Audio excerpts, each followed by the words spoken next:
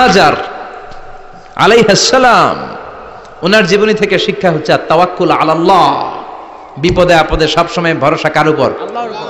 আমাইয়াতাওয়াক্কাল আলাল্লাহি ফাহুয়া হাসবু, যে ব্যক্তি আল্লাহর উপর ভালো করে তাওয়াক্কুল করে একমাত্র আল্লাহই তার জন্য যথেষ্ট হয়ে যায়। সুবহানাল্লাহ, সুবহানাল্লাহ পড়ছেন? পড়েন সুবহানাল্লাহ। হাজার আলাইহিস সালাম, ওনার জীবনী থেকে শিক্ষা হচ্ছে আল্লাহর উপর তাওয়াক্কুল। সাইয়েদনা ইব্রাহিম আলাইহিস সালাম সাইয়্যিদাতুনা হাজারকে নিয়ে, দুধের বাচ্চা ইসমাইলকে নিয়ে মক্কার মরুজমিনের মাঝখানে রেখে আসলেন। মানুষ নাই, প্রাণী নাই, খাওয়ার পানি নাই, কোনো পশু পাখি নাই, আকাশের পাখিও নাই, কেউ নাই, একটা মাত্র পানির মশক। একটা মশকের ভেতরে সামান্য কিছু পানি। দুধের বাচ্চা ইসমাইলকে নিয়ে সাইয়্যিদাতুনা হাজার দাঁড়িয়ে রইলেন। কোনো কথা না বলে বিবি আর বাচ্চাকে রেখে চলে যাচ্ছেন। চোখের পানি ছেড়ে সাইয়্যিদাতুনা হাজার ডেকে বললেন, ইব্রাহিম একটু দাঁড়াও। কথা নাই, বার্তা নাই, কিছুই বললা না। কি আমার অপরাধ? কেন এই ধুধুমরু প্রান্তরে আমাকে দুধের বাচ্চাটারে রেখে গেলা? শুধু একটা কথাই জানতে চাইবো, এই যে আমাদেরকে রেখে পাষণ্ডের মতো তুমি চলে যাও, এটা কি তোমার নিজের ইচ্ছায় নাকি আল্লাহর ইচ্ছায়? সাইয়েদনা ইব্রাহিম কোনো কথা না বলে শুধু প্রশ্নের উত্তর দিলেন, বললেন আল্লাহর ইচ্ছায়। কার ইচ্ছায়? নবীরা নিজের ইচ্ছায় কিছু করে না, যেটাই করে করে কার ইচ্ছায়? আল্লাহর ইচ্ছায়। সাইয়্যিদাতুনা হাজার বললেন, ইদান লা ইউদাইয়ুনাল্লাহ, তোমার ইচ্ছায় যদি আমাদেরকে রেখে না যাও, আল্লাহর ইচ্ছায় যদি রেখে যাও, তাহলে আমার ভরসা আছে আল্লাহ আমাদেরকে নষ্ট হতে দিবে না, আল্লাহ আমাদেরকে কোনো কষ্ট দিবে না, আমার আল্লাহই আমার জন্য যথেষ্ট। সুবহানাল্লাহ। আপনারে মায়েরা যারা আছেন, আপনাকে আর আপনার দুই সন্তানকে নিয়ে আপনার স্বামী সিলেটের হাকালুকি হাওরের মাঝখান দিয়ে রেখে আসছে। কি করবেন? পিছনে পিছনে দৌড়াবেন, গালাগালি শুরু করবেন।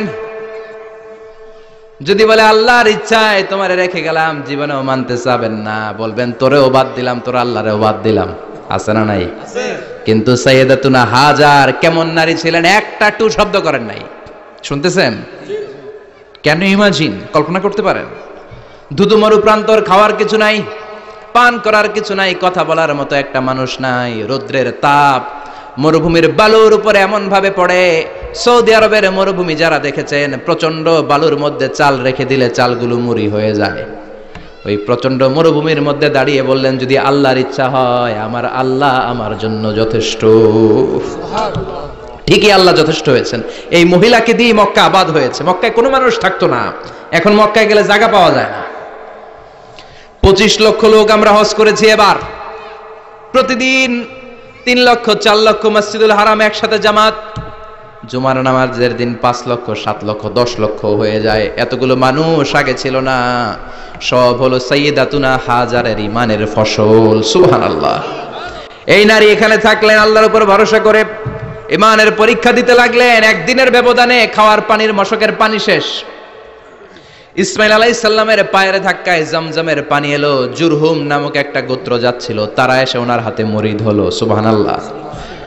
তারা এসে বলল, আমাদেরকে শুধু জমজমের পানি খেতে দেন, আপনি যা বলবেন সব আমরা মেনে নিলাম। শুরু হলো মক্কার আবাদ। হাজার হাজার মানুষ বাড়তে শুরু করলো, মক্কা শহরের এক্সপানশন হলো। গোটা বিশ্ব থেকে লক্ষ লক্ষ মানুষ এখন মক্কার দিকে ছুটে চিল্লায় বলেন, ঠিক কিনা? এজন্য আমার মায়েরা অনেক লম্বা জীবনী। তার একটা ঘটনাই বললাম, সাইয়্যিদাতুনা হাজার, ওনার জীবনী থেকে আমার মায়েদের বোনেদের জন্য শিক্ষা, তাওয়াক্কুল আলাল্লাহ। বাঁচি আর মরি, সুস্থ থাকি আর অসুস্থ থাকি, বিপদে থাকি আর যেই কোনো সমস্যায় থাকি না কেন, ভরসা করতে হবে একজনের উপর। তিনি কে? আল্লাহ। আল্লাহর উপর যে ভরসার মতো ভরসা করতে জানে, আমার আল্লাহই তার জন্য যথেষ্ট। ঠিক কিনা? তাহলে হাজার থেকে আমার বোনদের জন্য শিক্ষা হচ্ছে, তাওয়াক্কুল করব আমরা কার উপরে? ভরসা রাখবো কার উপর? না নৌকার উপর, না ধানের শীষ, নাকি লাঙ্গল, নাকি দাড়িপাল্লা? ভরসা কার উপরে? সব সময় আত-তাওয়াক্কুল আলাল্লাহ, আল্লাহর উপর ভরসা করতে হবে আমার মায়েরা, আমার বোনেরা। 2 নম্বরে বলেছি কার কথা? আসিয়া রাদিয়াল্লাহু তাআলা আনহা আলাইহাস সালাম, ফেরাউনের স্ত্রী। এই মহিলা অনেক দামি মহিলা, মুসা আলাইহিস সালামের পালক মা। সুবহানাল্লাহ পড়েন। নিজের সন্তান ছিল না, সাইয়েদনা মূসা আলাইহিস সালামকে মায়ের মতো লালন পালন করেছেন। গোপনে গোপনে মূসা আলাইহিস সালামের উপর ঈমান এনেছেন। গোপনে গোপনে রাত্রিবেলা তাহাজ্জুদ পড়ে চোখের পানি ছেড়ে চাইতেন কার কাছে? ফেরাউনের বউ আর ফেরাউনের ফিনান্স মিনিস্টার, অর্থমন্ত্রীর বউ, দুইজন লুকিয়ে কালিমা পড়ে মুসলমান। ফেরাউন কিচ্ছু জানে না। সুবহানাল্লাহ। কি আল্লাহর খেলা! ফেরাউন লক্ষ লক্ষ বনি ইসরাইলের ছোট্ট বাচ্চাকে জবাই করেছে একটা বাচ্চাকে ঠেকানোর জন্য। নাম কি? মূসা। আর ফেরাউনের ঘরে আল্লাহ মূসাকে বড় করলেন। কোন সুবহানাল্লাহ। লুকিয়ে লুকিয়ে ঈমান আনলো। ফেরাউনের বউ আসিয়া, অর্থমন্ত্রীর বউ, দুইজন মিলে ফেরাউনের কাছে ঘটনা পৌঁছে গেল, খবর পৌঁছে গেল। ফেরাউন ডেকে পাঠালো। দুধের বাচ্চাকে নিয়ে ফেরাউনের অর্থমন্ত্রীর বউ হাজির। কুখ্যাত সন্ত্রাসী ফেরাউনের নিজের বউ আসিয়াও হাজির। ফেরাউন বলে, এক আল্লাহর উপর কুফরির ঘোষণা দে, আল্লাহকে ভুলে যা, আমার পায়ের সামনে সেজদা দে, আমি মাফ করে দেব। আসিয়ার এক কথা, জীবন যাবে কিন্তু ঈমান যাবে না। ফেরাউনের অর্থমন্ত্রীর স্ত্রীরও এক কথা, যে আল্লাহর কাছে আমরা মাথা নত করেছি, পৃথিবীর কোন শক্তির কাছে ওই মাথা নত হতে পারে না। ফেরাউন বলল, তাই নাকি? দেখি তোদের ঈমানের পাওয়ার কত বড়। অর্ডার করলো, বিশাল বড় পাতিল নিয়ে আসো, কড়াই নিয়ে আসো, কড়াই ভর্তি তেল গরম করতে শুরু করো। টকবক টকবক করে কড়াইয়ের মধ্যে গরম তেল। ফেরাউন বলে, ও অর্থমন্ত্রীর স্ত্রী, তোমারে অনেক ভালো জানতাম, এখনই আমার পায়ের সামনে সেজদায় লুটিয়ে পড়ো, আল্লাহরে ছাড়ো, আমি তোরে ছেড়ে দেব। অর্থমন্ত্রীর বউ বলে, এত সোজা না। সুবহানাল্লাহ বলেন। কি ঈমান! ঈমানের পথে অবিচল থেকে আমার মরণ যেন হয়, তোমারই কাছে মিনতি আমার, তোমারই কাছে মিনতি আমার, মহামহিম দয়াময়, ঈমানের পথে অবিচল থেকে আমার মরণ যেন হয়। পড়েন আমিন। আবার পড়েন আমিন। এক কথা, আল্লাহর সামনে মাথা নত করেছি, কারো সামনে করব না। ফেরাউন অর্ডার দিল, এই মহিলার দুধের বাচ্চাটারে টান দিয়ে আন, টকবক তেলের মধ্যে, কড়াইয়ের মধ্যে গরম তেলের মধ্যে ছেড়ে দে। মায়ের চোখের সামনে দুধের বাচ্চাকে গরম তেলের মধ্যে ছাড়ে। হিসাবটা কি সহজ নাকি? কথা বলেন। চিৎকার দিয়ে মা কেঁদে ওঠে, ছেড়ে দাও। ফেরাউনের নির্দয় অন্তরে দয়া হয় না। দুধের বাচ্চাটারে তেলের মধ্যে ছেড়ে দেওয়ার পরে মুহূর্তের মধ্যে ছেলেটা রোস্ট হয়ে যায়। কিন্তু ছেলেটা হাত উঁচু করে ডেকে বলে, মা ভয় পেও না, তোমরা দেখো টকবগে কড়াইয়ের ভেতরে তেল, আসলে মা এটা আগুন না, এটা জান্নাতের বাগান। ও মা, ফেরাউনের দিকে তাকাস না রে মা, আমার মতো দৌড় দিয়ে তেলের মধ্যে ঝাঁপ দে। আল্লাহু আকবার। ফেরাউনের অর্থমন্ত্রীর বউয়ের ঈমান দ্বিগুণ হয়ে যায়, 3 গুণ হয়ে যায়। সে বলে, ফেরাউন, গোটা পৃথিবীটারে এক পাশে করতে পারবি, কিন্তু আমার মাথাটা তোর পায়ের সামনে নোয়াতে পারবি? ফেরাউনের অর্থমন্ত্রীর ওই স্ত্রীকে বাচ্চার পরে ওই তেলের মধ্যে ঢেলে দেওয়া হলো। ওই মহিলাটাও রোস্ট হয়ে যায়। বাকি রইল ফেরাউনের বউ আসিয়া। কি নাম? আসিয়া কিন্তু দৃশ্যটা দেখেছে, চাক্ষুষ মৃত্যু দেখেছে দুইজনের। ফেরাউন বলে, আসিয়া, কত অন্তরঙ্গ সম্পর্ক আমাদের, আজীবন কত ভালোবাসা ছিল, কত খুনসুটি ছিল, কিন্তু আমার পায়ের মধ্যে সেজদা দিয়ে প্রমাণ কর তুই আমারে ভালোবাসিস। আসিয়ারও একই কথা, জীবন দিব কিন্তু ঈমান দিব না। ফেরাউন বলল, তোকেও আমি ছাড়বো না, তোকে আমি উলঙ্গ করব। হাজার হাজার মানুষের সামনে আসিয়ার কাপড় টেনে নেওয়া হলো, তক্তার মধ্যে শুইয়ে তক্তার মধ্যে হাতে পায়ে পেরেক মারা হলো। হাতের এই পাশ দিয়ে পেরেক ঢুকে ওই পাশ দিয়ে বেরোয়, তক্তার এ পাশ দিয়ে ঢুকে ও পাশ দিয়ে বেরোয়, ফিনকে দিয়ে রক্ত বের করে। আসিয়া সহ্য করতে না পেরে ডেকে বলে, আল্লাহ, ফেরাউন থেকে তুমি আমারে বাঁচাও। এই দোয়াটা সূরাতুত তাহরিমে আল্লাহ সরাসরি কোট করেছেন, রব্বিবনিলি ইনদাকা বাইতান ফিল জান্নাহ, ও আল্লাহ মালিক, তোমার পাশে জান্নাতে একটা ঘর বানায়া দিও। এরকম একটা সঙ্গীত আছে না নাই? এই সঙ্গীতটা সরাসরি সূরাতুত তাহরিম আসিয়ার দোয়া থেকে কোট করা হয়েছে। পড়েন সুবহানাল্লাহ।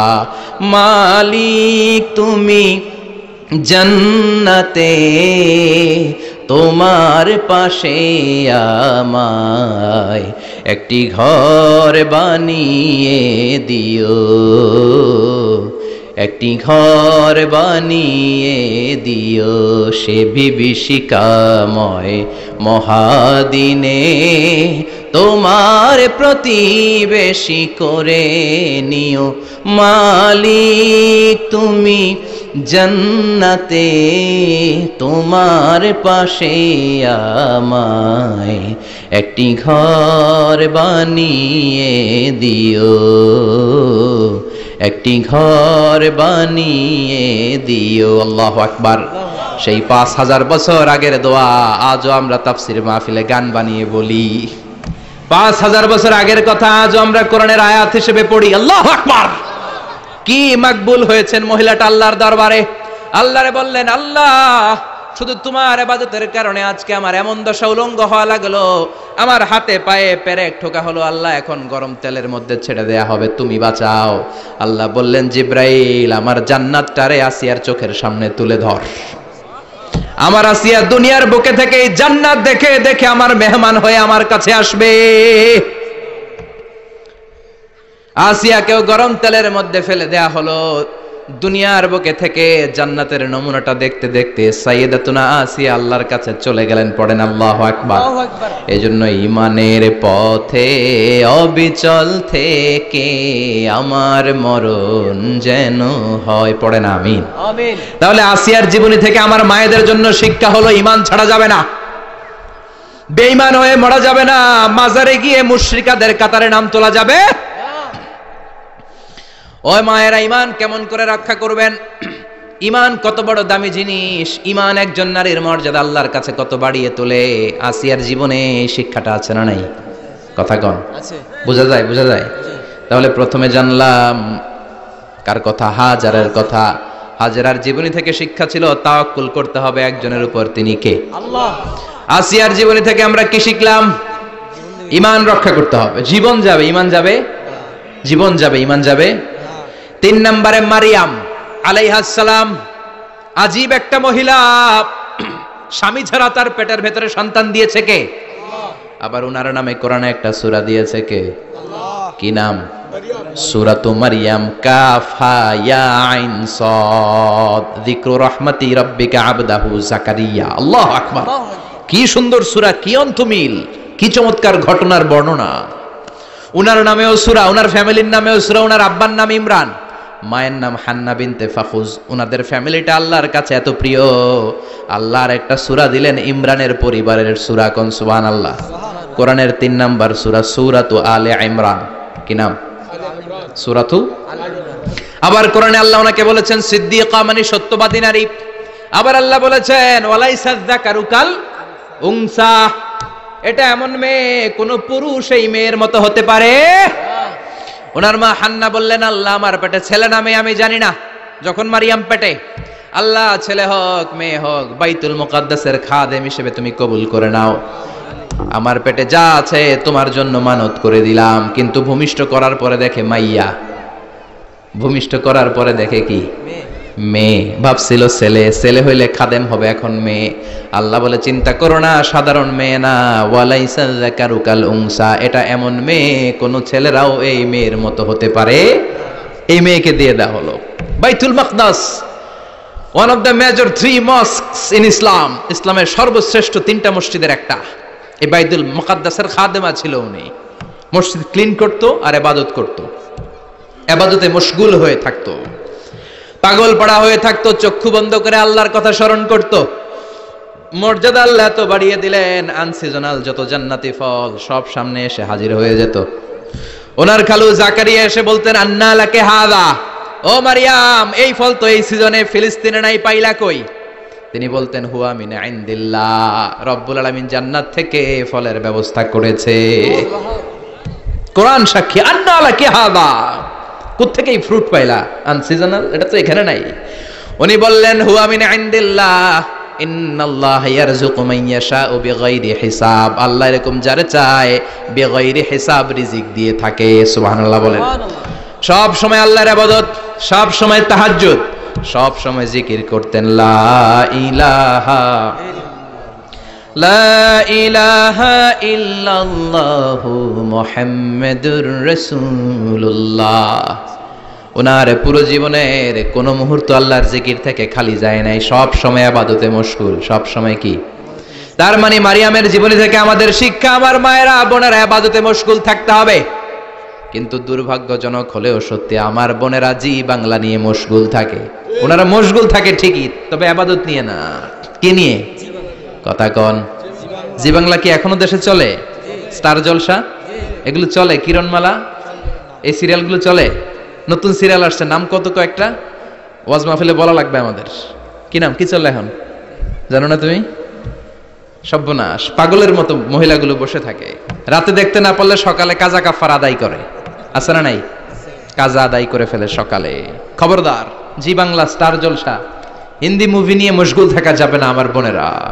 আপনিই পারেন আপনার ফ্যামিলিটারে জান্নাতে ফ্যামিলি বানাতে, আপনিই পারেন পরিবারটারে শান্তিময় করতে। নারী ভালো তো পরিবার ভালো। এজন্য মারিয়াম আলাইহিস সালামের জীবনী থেকে আমার বোনদের জন্য শিক্ষা, ঘরের সব কাজ শেষে অবসর যেই সময়টা পাবো ইবাদতে মশগুল হয়ে যাব, ঠিক কি না? ইবাদতে মশগুল থাকার দরকার আছে না নাই? তাহলে মারিয়ামের মতো আপনাদের মর্যাদাও বাড়িয়ে দিবে কে? কয়জনের জীবনী গেল? আর বাকি কয়জন শুনবেন? কষ্ট হচ্ছে? এরপরে বিশ্বনবীর প্রথম বউ খাদিজা। কি সুন্দর নাম, খাদিজা বললে ভালো লাগে না? প্রথম নারী যিনি কালিমা পড়ে ইসলাম ধর্ম গ্রহণ করেছেন, আমাদের আম্মা জান, বিশ্বনবীর প্রথম বউ। 25 বছর বিশ্বনবীর সাথে সংসার করেছেন, 3 বছর বিশ্বনবীর সাথে জেল খেটেছেন, শিয়াবে আবি তালেবে। কেমন বউ? জামাইও জেলখানায়, বউ জেলখানায়। বিশ্বনবীর সবগুলো বাচ্চা সন্তান, ছেলে মেয়ে এই মহিলার গর্ভ থেকে এসেছে, একজন ছাড়া, ইব্রাহিম। ইব্রাহিম বিশ্বনবীর আরেক বউ মারিয়ার গর্ভে এসেছে, বাকি সব খাদিজার গর্ভে। যে আমরা ফাতেমা, বিশ্বনবীর কন্যার নাম কি? ফাতেমার মায়ের নাম কি? খাদিজা। সুবহানাল্লাহ। ফাতেমা, রুকাইয়া, উম্মে কুলসুম, জায়নাব, এই 4 জনের মাই খাদিজা। আবার আব্দুল্লাহ, কাসেম, এদের মায়ের নামও খাদিজা। বিশ্বনবীর সব সন্তান এসেছে খাদিজার পেট থেকে। বরকত বেশি না কম? বিশ্বনবী ভয় পেলে খাদিজার কাছে গেলে ভয় কেটে যেত, সাহস যোগাতেন, শেল্টার দিতেন, ছাতার মতো মাথার উপরে দাঁড়িয়ে থাকতেন। আল্লাহু আকবার। বিশ্বনবী বলতেন, রুজিক তো হুব্বাহা, খাদিজার ভালোবাসা আমার অন্তরে আল্লাহ রিজিক হিসেবে দিয়েছে। আবার বিশ্বনবী বলতেন, আল্লাহ যেই কিয়ামতের দিন বন্ধু বন্ধুরে চিনবে না, ভাই ভাইরে চিনবে না, কেউ কাউরে চিনবে না, ওই কঠিন দিনে আমি আমার খাদিজারে যেন ভুলে না যাই, আমার খাদিজারে যেন দেখা মাত্রই চিনতে পারি এটা আমার খাদিজা। খাদিজাকে নিয়ে মা আয়েশা একদিন একটা কটু কথা বলেছিল। ও নবী, কবে আপনার এই বুড়ি মহিলা, বুড়ি বউ খাদিজা ইন্তেকাল করেছে, তারপরে কত সুন্দরী সুন্দরী বউ আমরা এসেছি, আমার ভালো লাগে না? খালি বুড়ির কথা কন কেন? খালি বুড়ির কথা স্মরণ করেন। আমরা আছি, আমাদের দিকে তাকান, আমরা কত সুন্দরী, আমরা কত ভালো।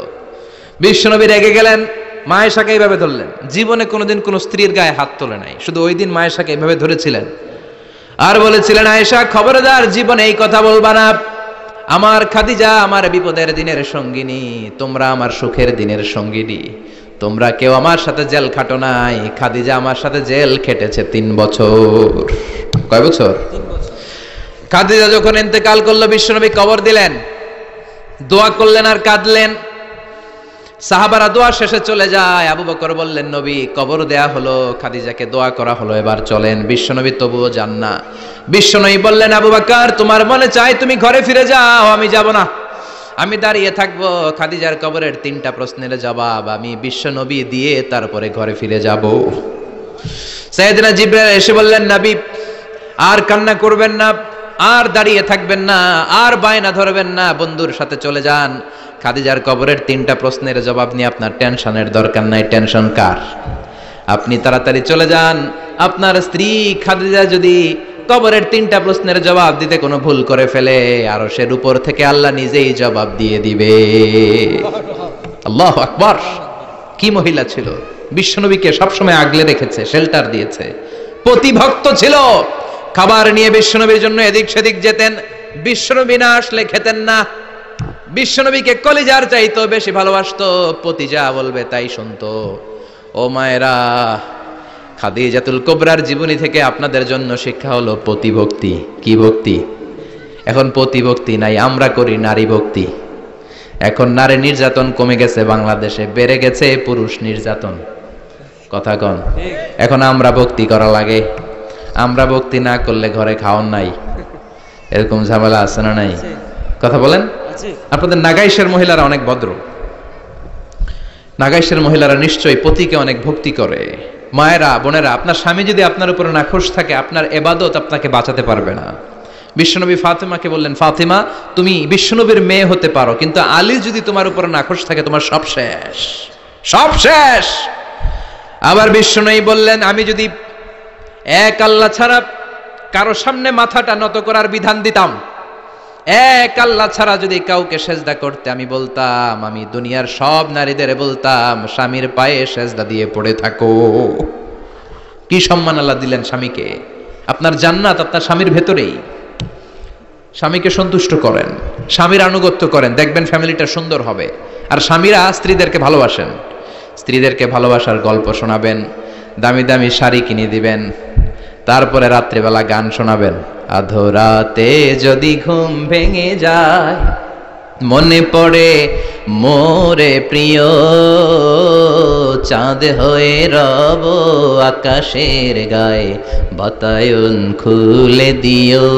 এই গানগুলো শুধু বউয়ের গান, শালীর গান না, বাবির জন্য না, চাচাতো বোনের জন্য না। উল্টা পাল্টা জায়গায় করলে গুনাহ আছে না নাই?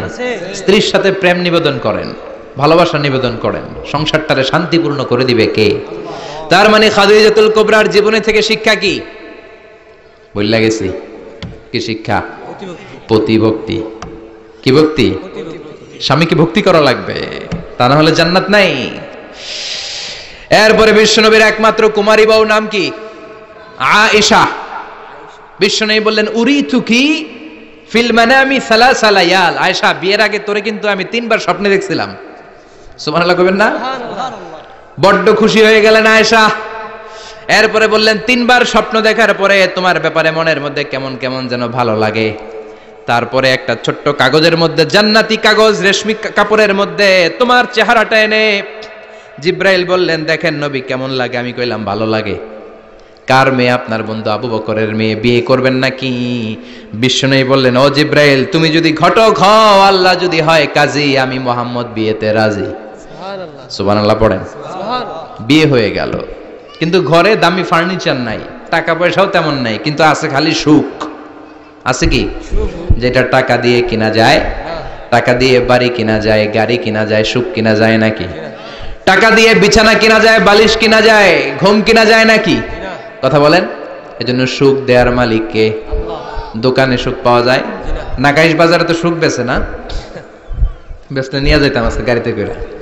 সুখ বেছে? কথা কন। সুখ পাওয়া যায় না।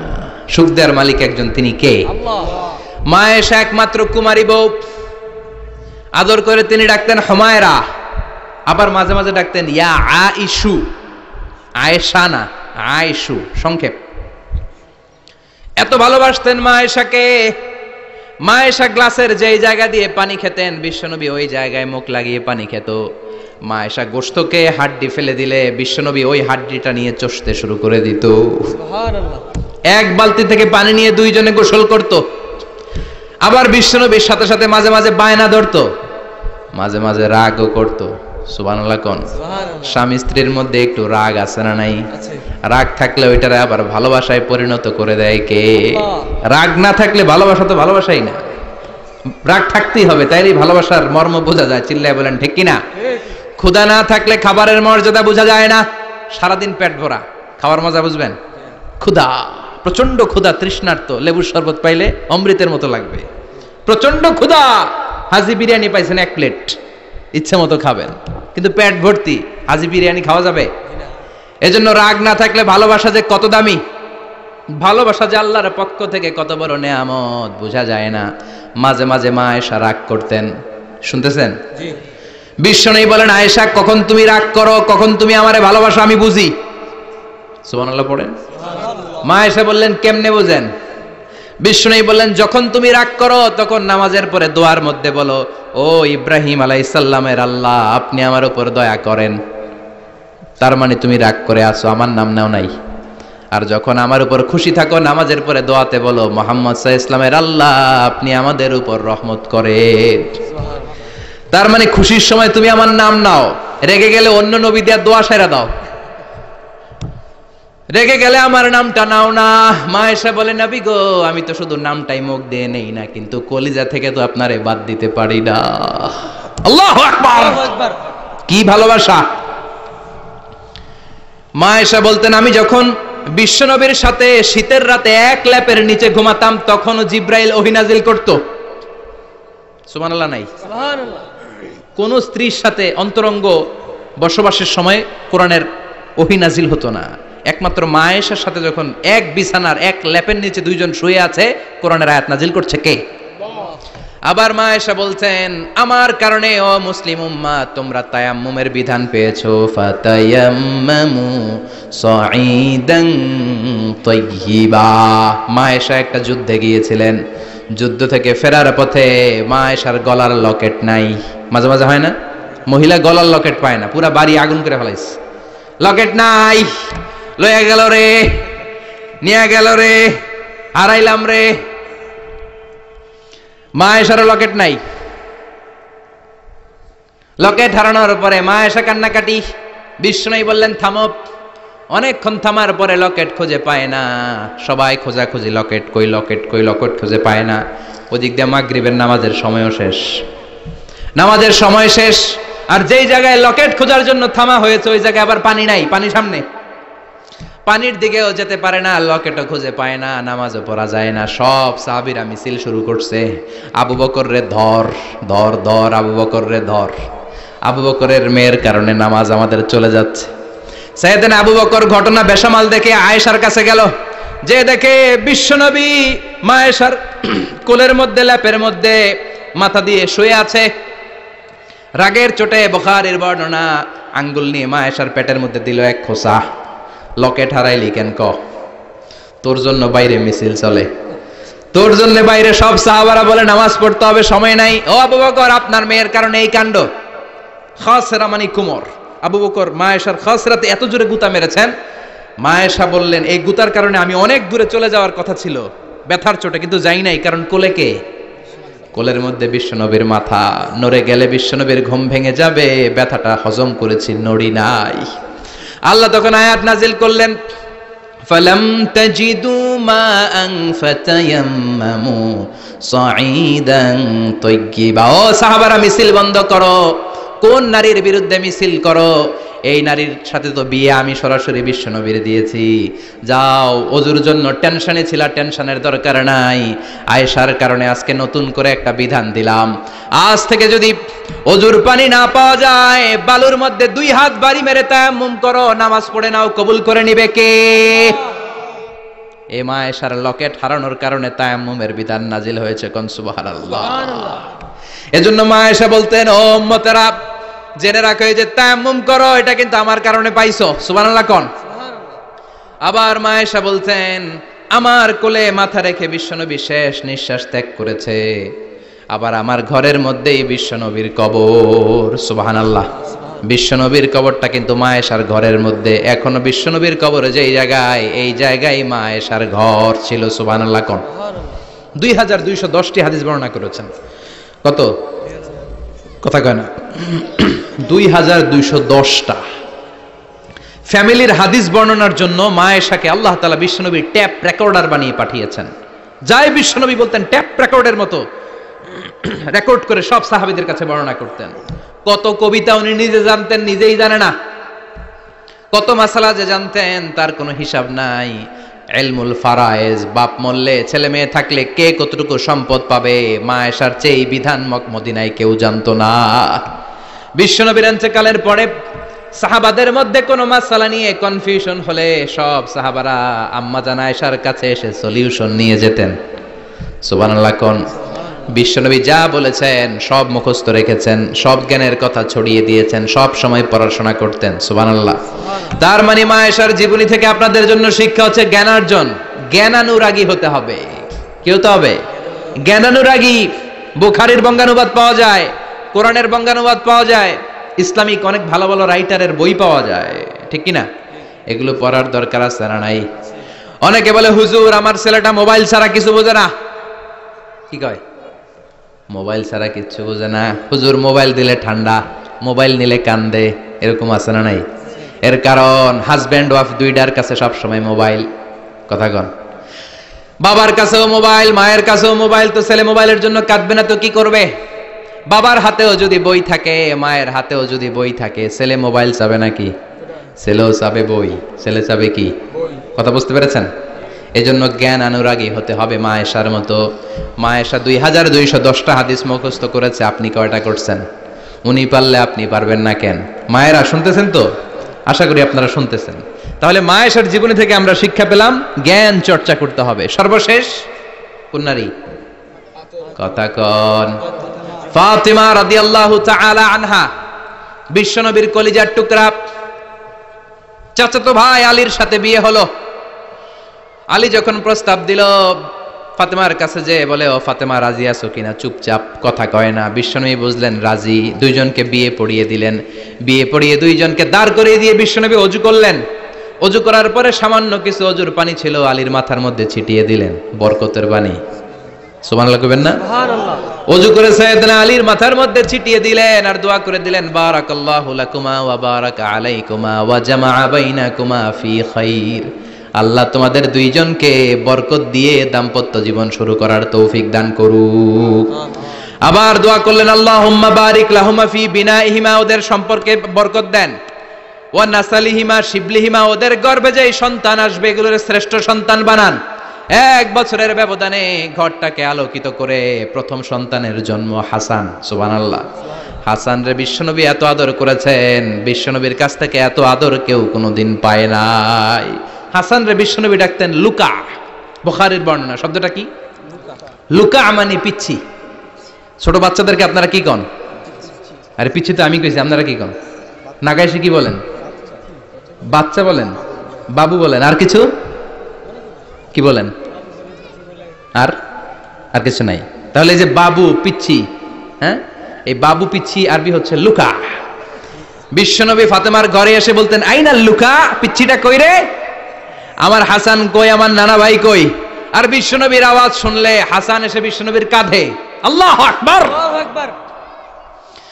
বিশ্বনবী বলতেন, ফাতেমা আমার কলিজার টুকরা, যে ফাতেমারে কষ্ট দেয় সে আমারে কষ্ট দেয়, ফাতেমারে আনন্দ দেয় মানে আমি বিশ্বনবীরে আনন্দ দেয়।